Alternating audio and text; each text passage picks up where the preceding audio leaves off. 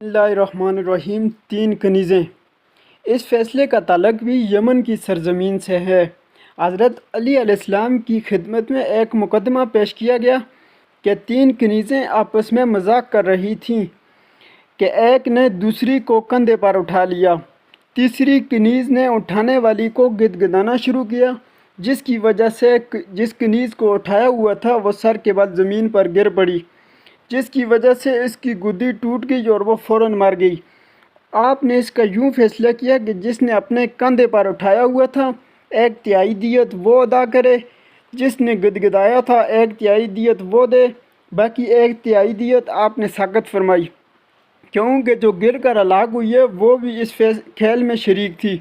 इस फैसले की अतला हज़रत को जब पहुंची तो आपने बेहद पसंद फरमाया और तस्दीक की कि यही फ़ैसला सही है। मज़ीद वीडियोज़ के लिए हमारे चैनल PK अहलबैत TV को सब्सक्राइब करें ताकि आपको नई वीडियोज़ मिलती रहें। वीडियो अच्छी लगे तो लाइक और शेयर ज़रूर करें।